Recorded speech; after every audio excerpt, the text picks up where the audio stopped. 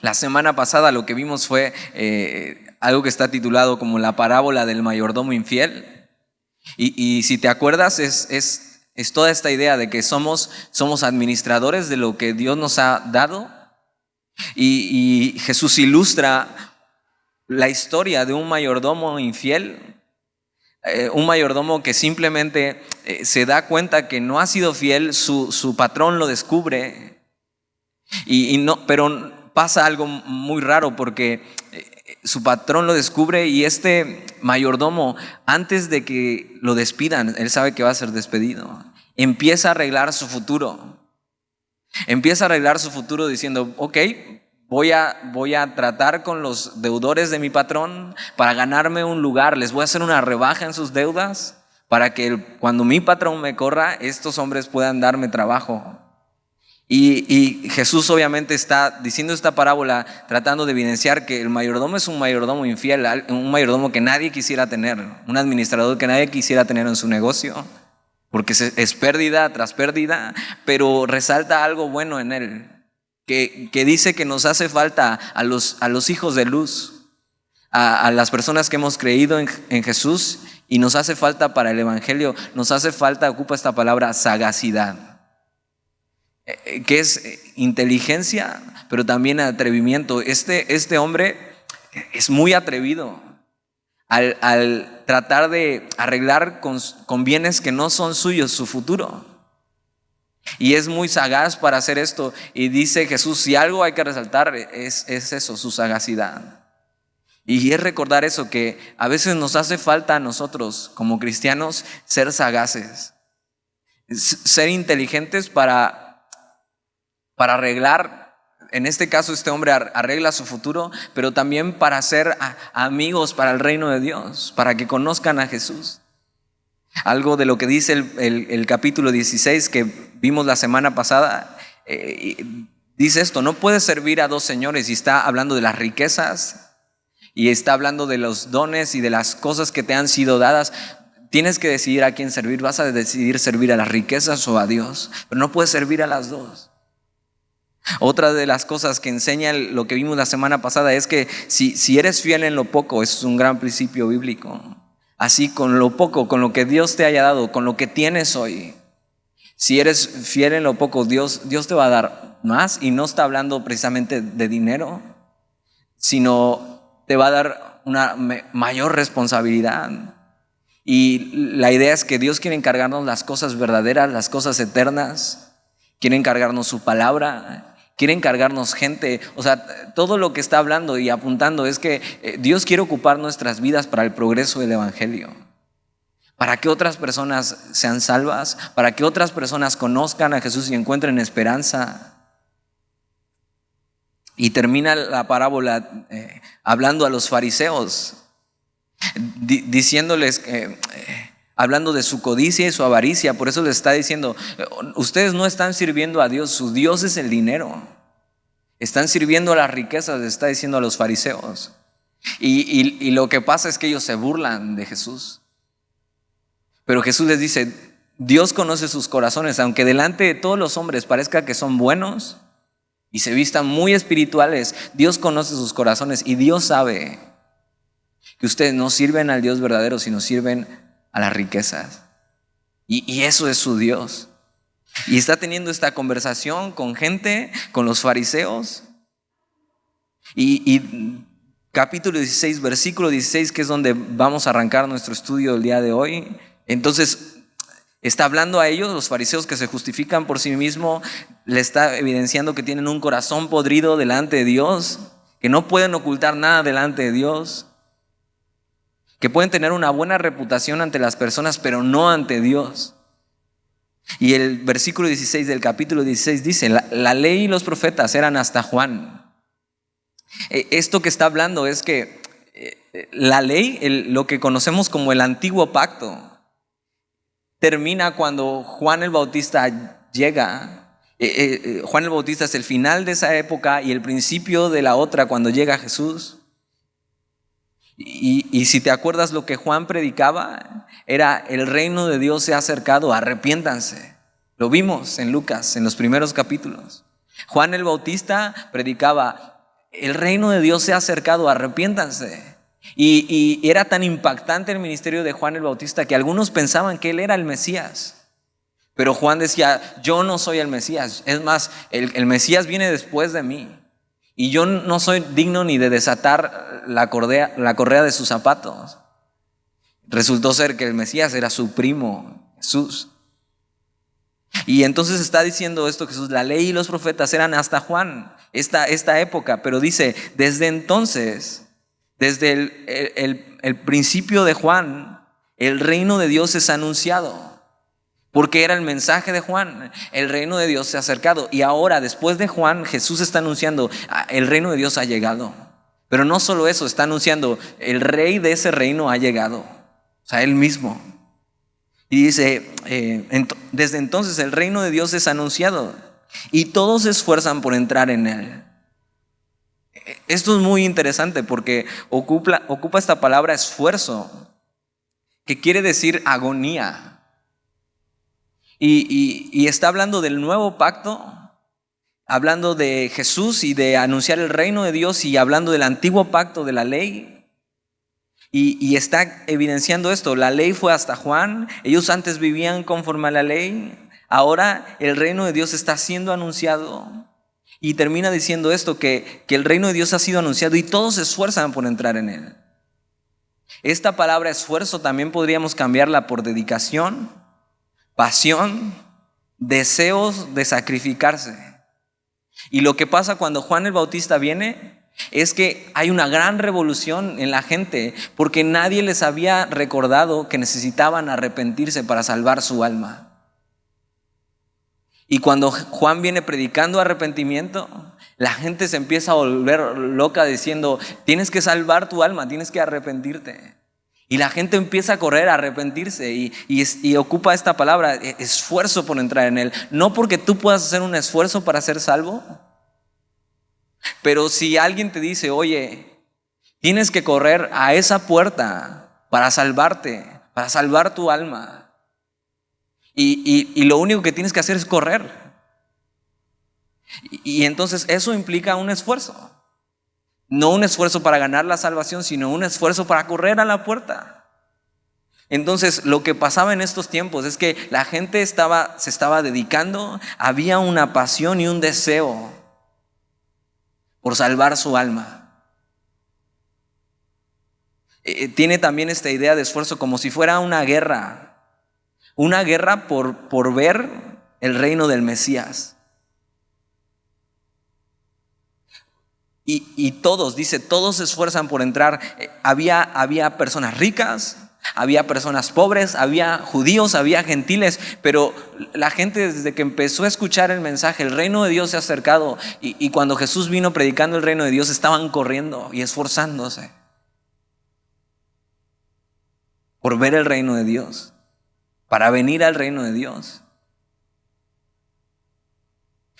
Y sabes, implica un esfuerzo, no en el sentido para que tú puedas salvarte a ti mismo, sino en el sentido de que sabes, este es el camino, Jesús es el camino.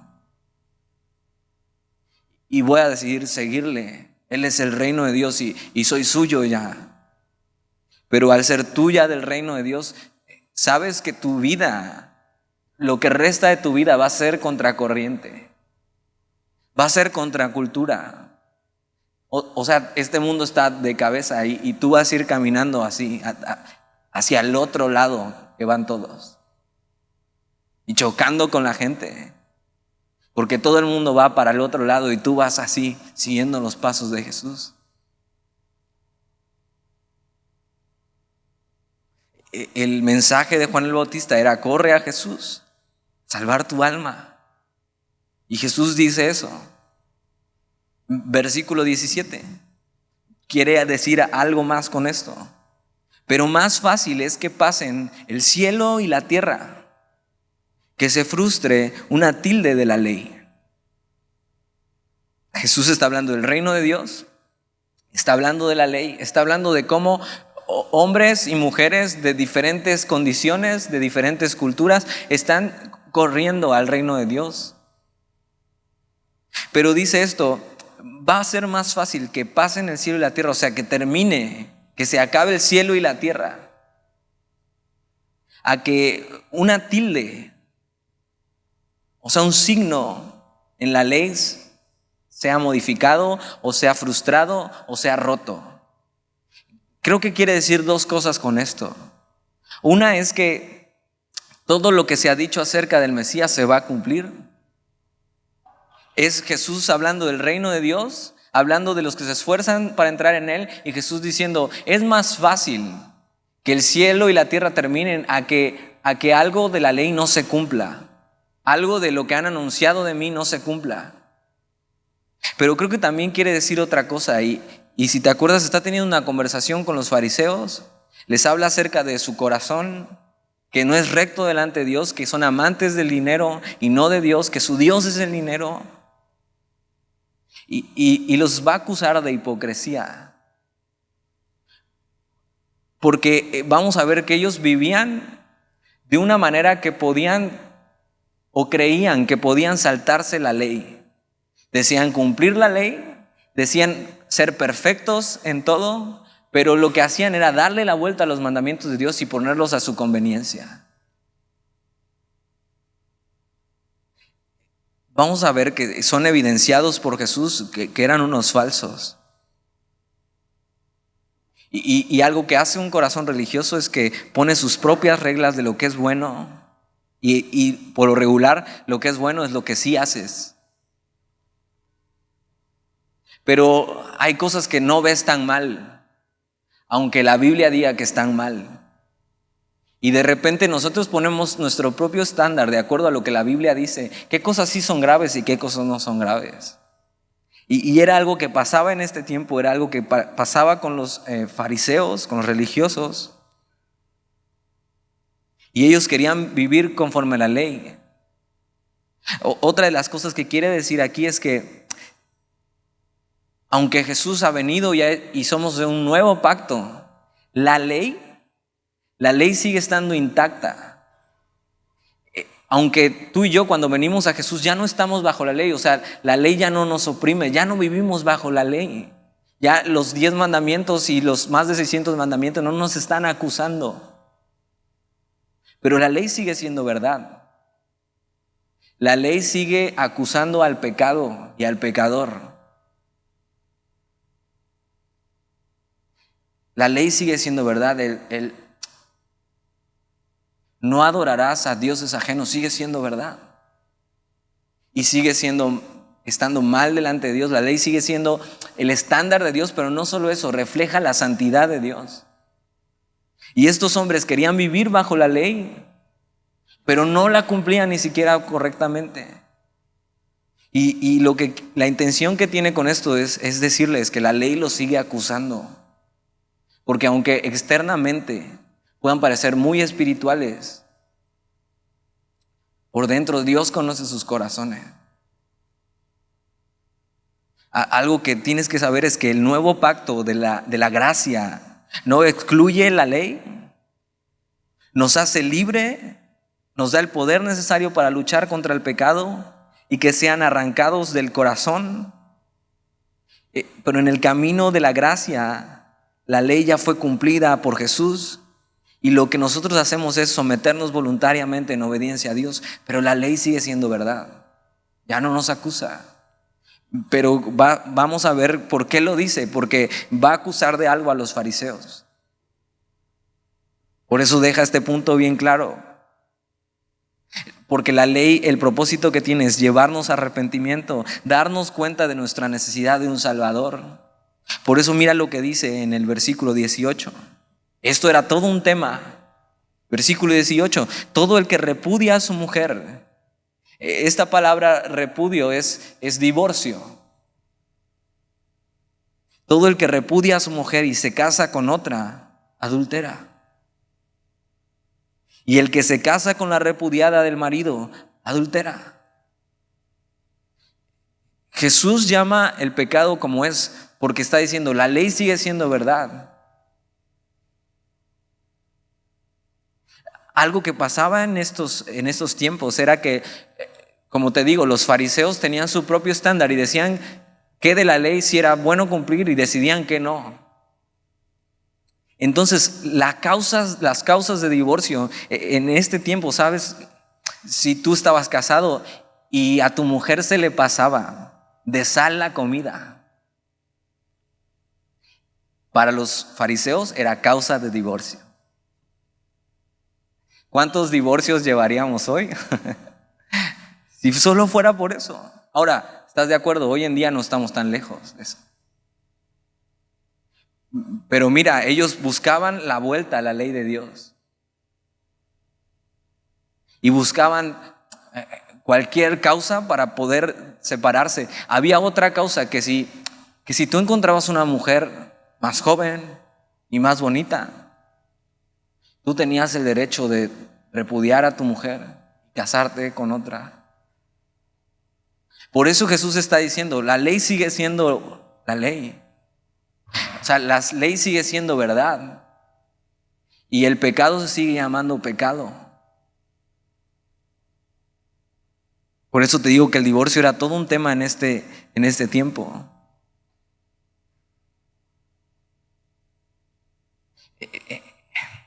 Ten cuidado con tener tu propio estándar de la Biblia y decir qué cosas sí son graves y qué cosas no son graves. El adulterio sigue siendo adulterio, como todos los pecados siguen siendo pecado. El pecado es pecado, no importa la razón o la forma en que trates de disimularlo. Cuando tratamos de darle la vuelta a la ley de Dios a nuestra conveniencia, eso se llama hipocresía.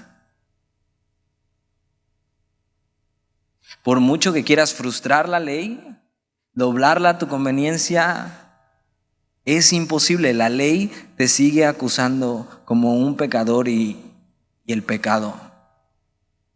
Ahora, si tú has confiado en Jesús y has puesto tu fe, ya no estás bajo la ley. Ahora obedeces una ley mejor, la ley del amor es vivir en obediencia, voluntariamente, por el amor que hemos recibido a través de Jesús. Pero los fariseos no querían vivir así. Ellos rechazaban a Jesús, rechazaban su enseñanza y creían ser muy buenos. Y eso les impedía arrepentirse, que es de lo que va a hablar la siguiente enseñanza a partir del versículo 19. Pues versículo 19. Algunos dicen que esto no es una parábola.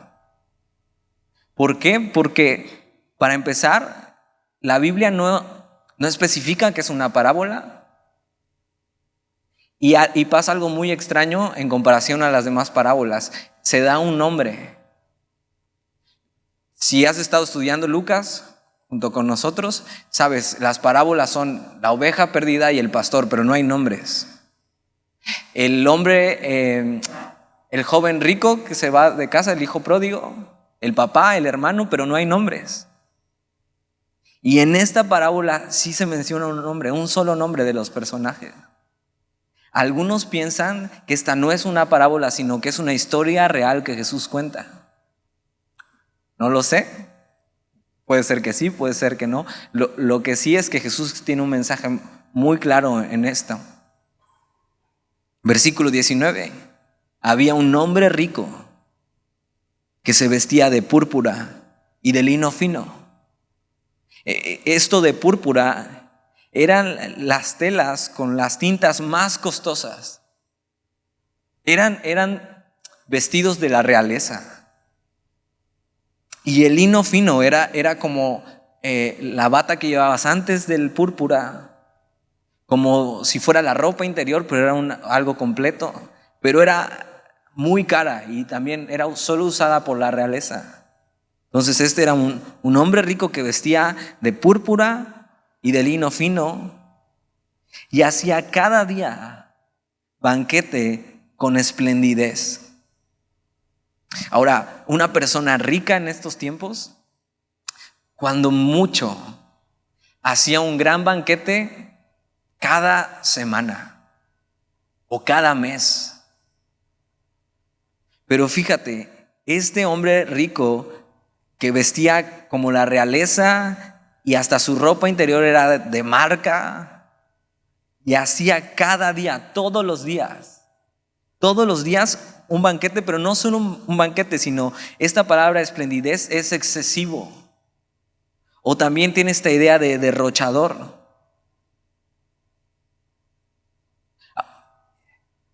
Es representando este rico, una persona que vive su día derrochando las cosas que tiene.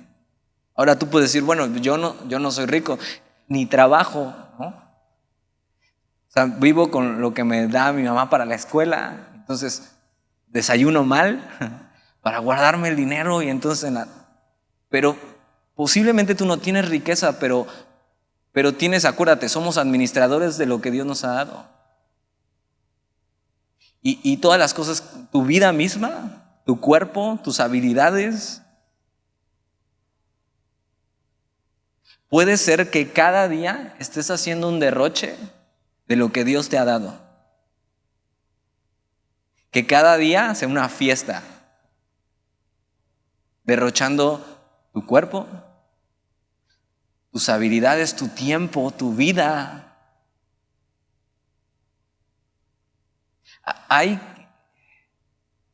Hoy en día hay muchas personas que viven cada día dando un banquete excesivo de su vida, derrochándola. Una buena pregunta que puedes hacerte hoy es, ¿para qué estás usando los recursos que Dios te ha dado cada día? Algo que nos evidencia aquí es el mal empleo de los recursos y de las oportunidades que este hombre tenía. Siendo tan rico, se la pasaba haciendo banquete tras banquete, banquete tras banquete, excesivo. Y lo que hace es usar todo eso para sus propios placeres.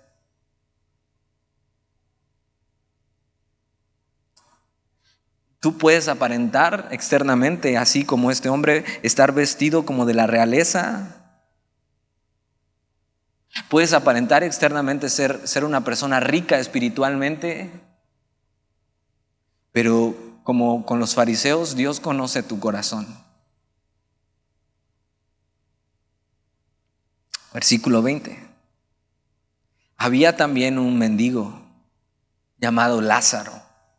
Te digo, es la primer parábola que vemos donde se da un nombre. Y es muy interesante porque el nombre de Lázaro significa Dios mi ayudador.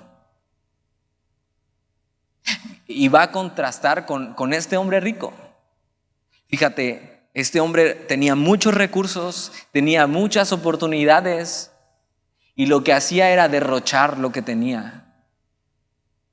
Desperdiciar como si no hubiera mañana, como si nada importara, así.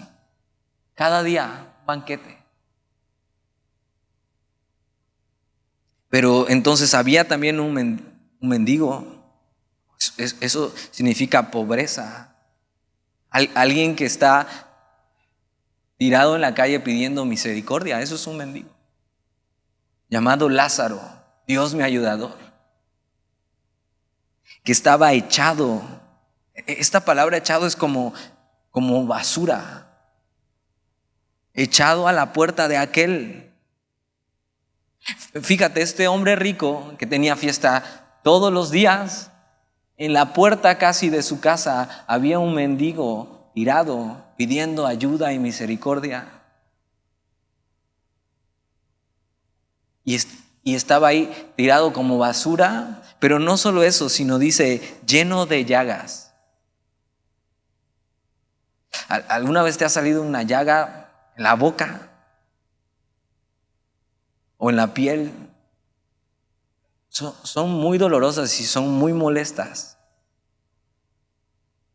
Este hombre era evidentemente una persona de calle, que no tenía un lugar donde dormir, que no se podía ni parar. Estaba echado como basura y no solo eso, estaba lleno de llagas. Y estaba a la puerta de este rico que tenía los recursos para ayudarle, pero que decidía desperdiciar todo lo que tenía en placeres, en su propio placer. Un hombre que no tenía recursos, que no podía moverse, pero su nombre dice algo, que Dios era su ayudador. Esto dice muchas cosas porque de repente podríamos pensar que cuando somos cristianos, entonces Dios está obligado a sustentarnos y a darnos todo lo que necesitamos. Y entonces Dios está obligado a que yo viva una vida donde yo no sufra, donde yo no pase por dificultades.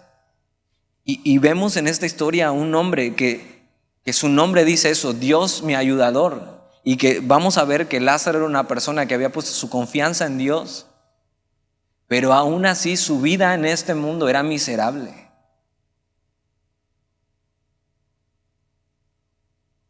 Era llena de dolor.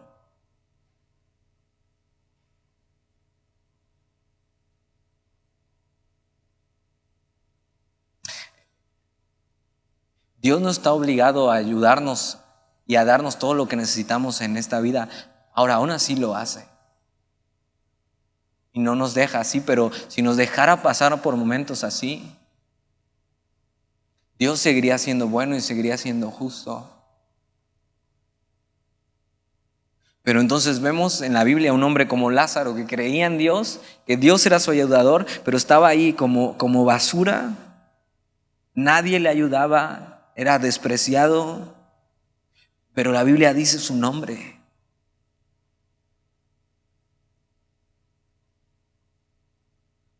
Versículo 21. Y ansiaba saciarse de las migajas que caían de la mesa del rico. Entonces este hombre estaba ahí a la puerta pidiendo ayuda y pidiendo misericordia, mendigando, sin poder moverse, y tenía el deseo de, aunque sea, ser lleno o alimentado de lo que caía de la mesa de este hombre derrochador, que estaba desperdiciando sus bienes en sus propios placeres. Dice, aunque sea las migajas que caían de su mesa. Y no solo eso, sino da uno de los detalles más grotescos, creo que vienen en la Biblia. Y aún los perros venían, le lamían las llagas. Esto muestra la miseria de este hombre. Un mendigo, Lázaro. Dios es mi ayudador. Pero en esta vida Lázaro era un mendigo, un pobre, desventurado, sin nada, no había quien le ayudara. Pero Dios era su ayudador.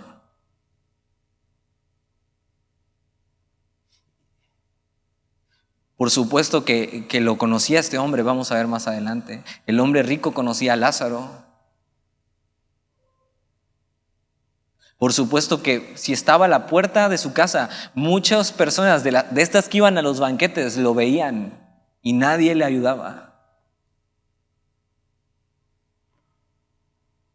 Decidió ignorarlo, teniéndolo tan cerca, lo hizo así lejos. Era un hombre con una profunda necesidad física, económica, de salud. Las obras de este hombre rico le hubieran servido de ayuda para saciarle. Hoy esto es real en nuestros días. Hoy esto sigue siendo real. No solo hablando de dinero, sino personas que deciden tomar lo que Dios les ha dado y derrocharlo.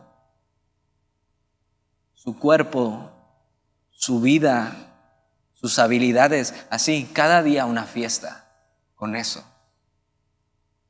Y utilizar mal los recursos que Dios les ha dado, y mientras hay personas así, necesitadas.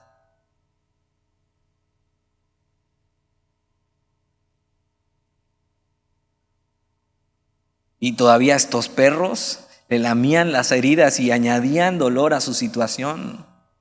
¿Te das cuenta? Si le lamían las heridas era que este hombre estaba tan débil que no podía ni ahuyentar a los perros.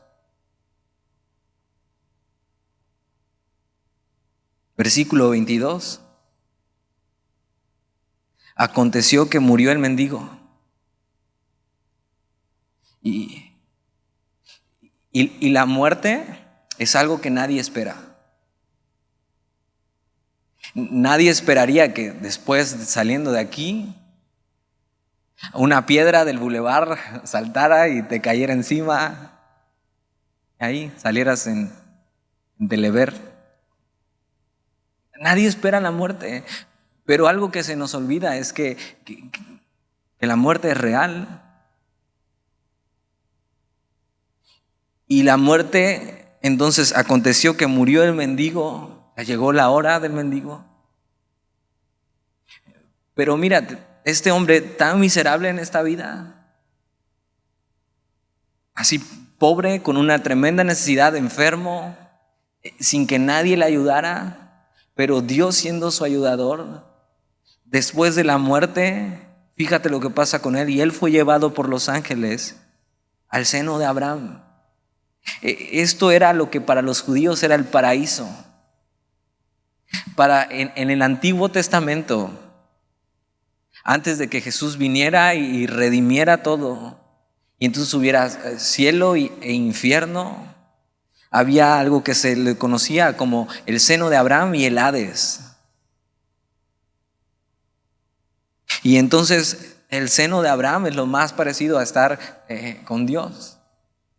Ahora, se le llamaba así por varias razones posiblemente. Se le llamaba el seno de Abraham posiblemente porque era reunido con los patriarcas del Antiguo Testamento, y el patriarca, vamos a decir, mayor es Abraham. Otra es que se le llamaba el seno de Abraham porque se le decía que ahí estabas bajo el amor y bajo el cuidado del Padre. Y para los judíos el Padre era Abraham. Y otra razón es posiblemente porque eras sentado en un lugar de honor cuando morías y ponías tu confianza en Dios. Y entonces a este lugar se le decía el seno de Abraham, era el paraíso para los judíos. Algo interesante es que la muerte es para todo, que les llega la hora y la pregunta es: ¿a dónde vas? Este hombre que fue miserable, pobre, enfermo, nadie lo ayudó, pero Dios era su ayudador, y cuando muere tiene este destino llevado por los ángeles. No tuvo funeral. Seguramente nadie se acordó de que el mendigo Lázaro murió. Pero mira lo que sigue diciendo en el pasaje: y murió también el rico y fue sepultado. Esto quiere decir que el rico sí tuvo funeral, y seguramente la gente que iba a sus banquetes fue al funeral. Pero vamos a ver que este hombre rico no fue llevado al mismo lugar. Tuvo un funeral, pero no tuvo el mismo destino que Lázaro.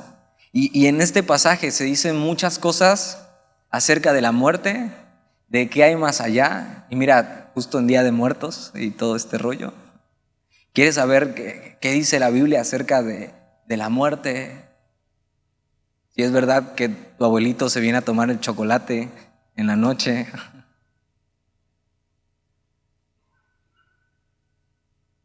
Tienes que saber, la Biblia responde a todas las dudas existenciales que tú tengas. La Biblia responde a eternidad, responde a propósito, responde a identidad.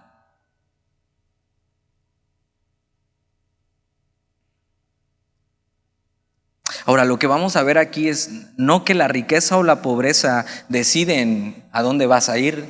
O sea, no tiene nada que ver que uno haya sido rico y uno haya sido pobre. Eso no tiene nada que ver con la eternidad, pero sí dónde está nuestra fe. Vas a ver que en Dios no importa tu estatus, pero vamos a ver que nuestra fe sí se muestra en cómo administramos lo mucho o poco que hemos recibido de Dios.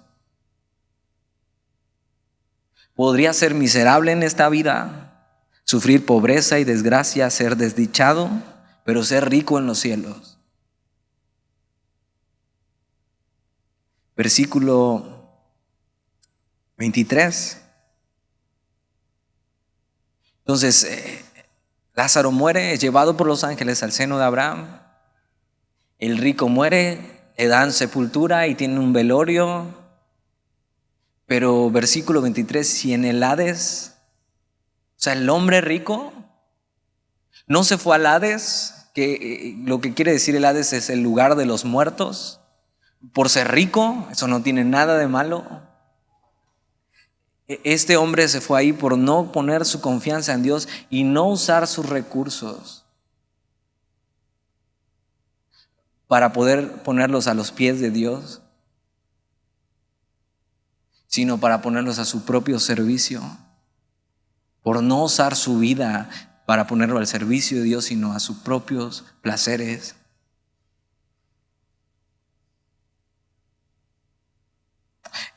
Este lugar, el Hades y el seno de Abraham, era un lugar donde se esperaba antes del juicio final, pero después de la resurrección de Jesús ya no hay espera, sino es cielo o infierno. Este lugar no, tampoco es el purgatorio. Versículo 23, y en el Hades alzó sus ojos, este hombre rico, estando en tormentos. Esta palabra tormentos es tortura. Y vio de lo lejos a Abraham y a Lázaro en su seno. Ahora, ¿te das cuenta? Este hombre rico conocía a Lázaro, porque cuando lo ve, lo reconoce. Conocía a Lázaro y ahora, sí, después de la muerte, uno tiene la verdadera riqueza y el otro es realmente miserable y los papeles se invierten. No estaban en el mismo lugar, o cerca o lejos. La creencia judía era que estos lugares estaban más o menos cerca, pero no eran el mismo lugar, el Hades y el seno de Abraham. Y Jesús ocupa esto para ilustrar este punto. Este hombre está en el Hades, está siendo atormentado porque no solucionó su eternidad antes de partir. Versículo 24. Entonces él, dando voces, gritando, dijo: Padre Abraham. Ahora, todos los judíos decían ser hijos de Abraham, pero aún al ser judíos, si ellos no ponían su confianza en Dios, no evitarían el sufrimiento. Dice: Padre Abraham, ten misericordia de mí. Posiblemente esto era lo mismo que decía Lázaro en la puerta. Cada vez que pasaba el hombre rico: ten misericordia de mí, ayúdame. Dame aunque sea de las migajas que caen de tu mesa para saciar mi hambre. Pero ahora es este hombre rico que en la eternidad está en un tormento eterno. Él es el que ahora es un mendigo. Dice: ten misericordia de mí. Y envía a Lázaro para que moje la punta de su dedo con agua y refresque mi lengua, porque estoy atormentado en esta llama. Ahora, mira lo que hace este hombre rico. ¿Conoce a Lázaro? Él sabe que está ahí justamente. O sea, después de la muerte, las personas saben: el lugar donde estoy es justo. O sea, no está reclamando diciendo: ¿cómo es posible que yo esté en este lugar si era un hombre rico? O sea, después de la muerte él sabe: es justo que yo esté aquí. Pero mira su actitud, trata a Lázaro como si fuera un sirviente. Dice: dile a Lázaro que venga y remoje sus dedos con agua y toque mis labios a refrescarme. Dice: porque estoy atormentado en esta llama. Y piensa en esto: ¿qué sería un tormento del que está hablando aquí? Y esta necesidad de ser refrescado. Piensa en el tormento, en una profunda necesidad de ser saciado. Algo, ser saciado. Y no recibir ni una sola gota, nada. Es un alma buscando ser saciada, no recibir una gota de nada. Este hombre pasa de rico a mendigo. Su problema no es que era rico, su problema fue que vivió sin considerar a Dios en su vida. No puso su confianza en Él y eso se notó en cómo vivió su vida. Y aunque Lázaro vivió un tormento en vida y el rico nunca tuvo misericordia, Lázaro consideró a Dios en su vida, puso su confianza en Él. Y su vida, con la desgracia que tuvo, apuntó a Jesús, apuntó a Dios. Se notó en su manera de vivir. Versículo 25, pero Abraham le dijo: hijo, acuérdate que recibiste tus bienes en tu vida, y Lázaro también males, pero ahora este es consolado aquí y tú atormentado. Abraham le está diciendo, y tiene una conversación con Abraham y le está diciendo: ¿qué hiciste con lo que tuviste? Y un día vas a ser preguntado así. Un día alguien te va a pedir cuentas de eso. ¿Qué hiciste con lo que tuviste? Cuando uno recibe de Dios algo, Dios te lo dio. Y este hombre no decidió honrarle con eso, no usó sus bienes y su posición para prepararse para lo que sigue, como el mayordomo infiel. Usa tu vida y tus bienes para glorificar a Dios y rinde tu vida a Dios. Este hombre ahora está en angustia, en dolor, en sufrimiento eterno. Es mejor vivir así, como un mendigo en esta tierra, pero siendo Dios tu ayudador. Y como un rico derrochador que no consideró a Dios en su vida porque hay eternidad. Versículo 26. Además de todo esto, sigue diciendo Abraham, una gran cima, esta palabra cima es grieta o abismo. Una gran cima está puesta entre nosotros y vosotros. De manera que los que quisieren pasar de aquí a vosotros no pueden, ni de allá pasar acá. Quiere decir que en la eternidad hay una separación eterna entre los que confiaron en Dios y los que no confiaron en Dios. Y ninguno después de la eternidad puede pasar al otro lugar. Por eso es que tenemos esta vida para decidir dónde vamos a pasar nuestra eternidad. Son destinos separados y fijados eternamente. Ahora, la Biblia dice esto: hay eternidad, pero hay dos lugares donde puedes pasar esa eternidad. Una ofrece tormento eterno y la otra consolación eterna.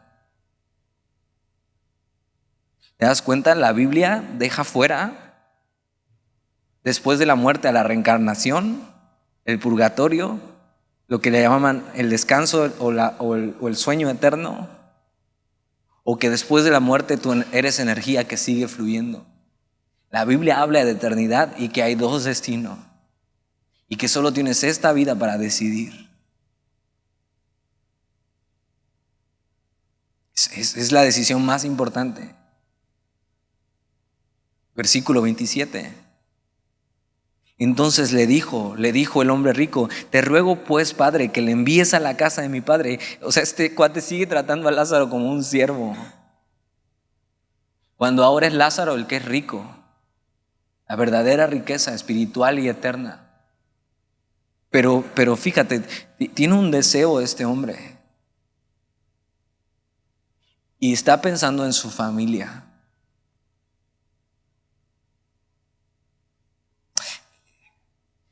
Las personas que ya no están, que ya han pasado la eternidad y no creyeron y no pusieron su confianza en Dios, hoy en día creen que Dios es real, pero es demasiado tarde.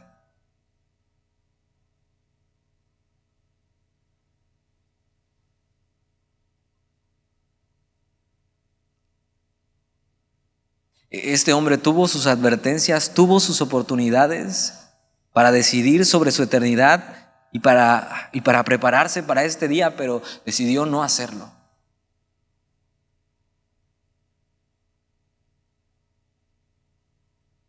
Versículo 28. Porque tengo 5 hermanos, para que les testifique, a fin de que no vengan ellos también a este lugar de tormento. Le dice a Padre Abraham, envía por favor a Lázaro, un muerto en la tierra de los vivos, para que les diga a mis hermanos que cambien su manera de vivir, que no vengan. Este hombre nunca había pensado en nadie más que él. Y ahora en la eternidad está pensando por fin en alguien más, sus hermanos. Los que están ahí saben que nadie quisiera estar ahí. Es un mensaje del más allá, si quieres. Vivió su vida sin preocuparse por su destino, la desperdició, pero si hoy pudiera regresar, predicaría a los suyos: no vivan como yo viví, vivan para Dios y confíen en Él. Versículo 29. Y Abraham le dijo: a Moisés y a los profetas tienen, óiganlos. Moisés le dice, no voy a enviar a Lázaro. Tienen suficiente con la Biblia, el mensaje de la Biblia, Moisés y los profetas. Toda la Biblia está apuntando a que Dios quiere salvarte. El mensaje está en la Biblia, Dios te ha dado su mensaje. Dios desde Génesis está apuntando a Jesús, a un Salvador. Está llamando a la humanidad a venir a Él, a encontrarse con Él, a encontrar en Él descanso, plenitud. El problema no es el mensaje. El problema es que no escuchan el mensaje.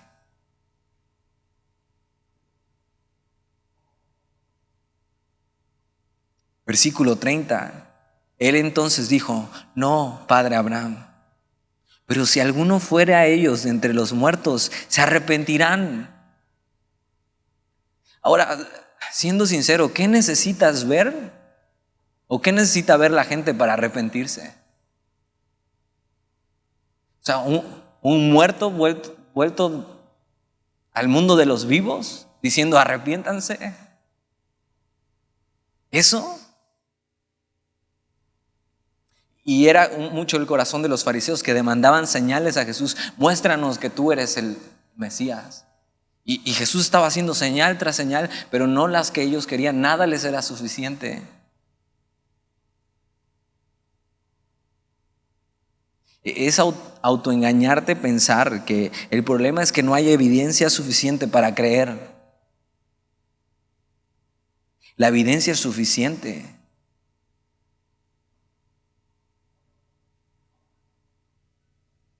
Dios se revela por medio de su creación, por medio de su palabra, para que nadie tenga excusa. Ahora, para algunos, Jesús, que resucitó de los muertos y lo vieron, para algunos no fue suficiente.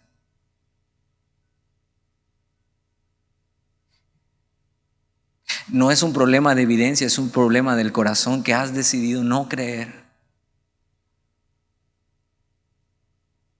Lo que necesitó el rico fue arrepentimiento. Dejar de vivir para él mismo y empezar a vivir para Dios. Es dar un giro en su vida, darle la cara a Dios. Versículo 31. Mas Abraham le dijo: si no oyen a Moisés y a los profetas, tampoco se persuadirán, aunque alguno se levantare de los muertos. Tienes que saber que la ciencia, la arqueología, la historia apuntan a la verdad del Evangelio, y que el Evangelio y la Biblia es real. Toda la creación lo que hace es revelar la gloria de Dios. Tienes que saber que la Escritura, tu Biblia, es perfecta. Pero si todo eso no te es suficiente para llevarte a la fe en Jesús, nada más lo hará. ¿Qué necesitas ver para creer? Y fíjate, hoy podrías estar aquí y podrías estar viviendo como el rico, en excesos para ti mismo sin considerar a Dios en tu vida. O tal vez podrías haber confiado en Dios, pero estar usando tus bienes y lo que Dios te ha dado, tu vida, incorrectamente, solo para ti. Y no mostrando misericordia y amor por otros, y no poniéndolo al servicio de Dios. O podría ser como los fariseos que se creían muy buenas personas y muy religiosos. Podrías creerte hoy muy cristiano, pero realmente tus hechos muestran que no lo eres.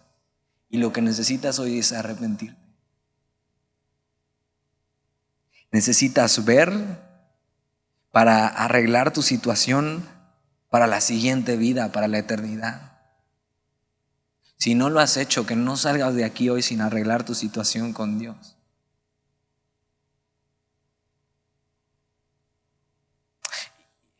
Algo que veía es que parece que hoy en día hay muertos que están volviendo a la vida y predicando.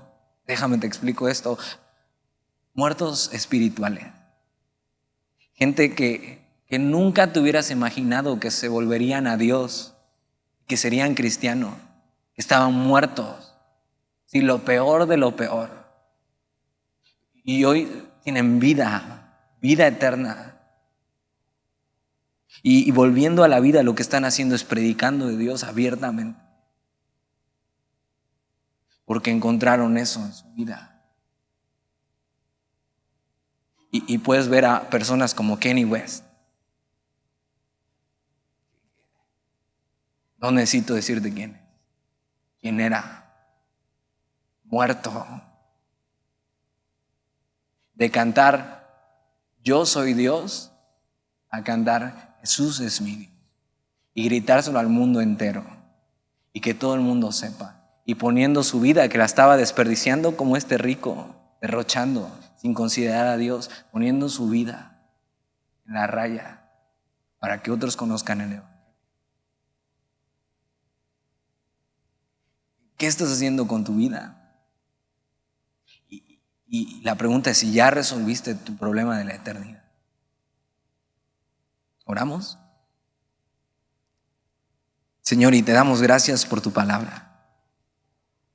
Y gracias porque en medio de esta historia del rico y Lázaro, nos hablas de eternidad, de propósito, de qué hay después de la muerte.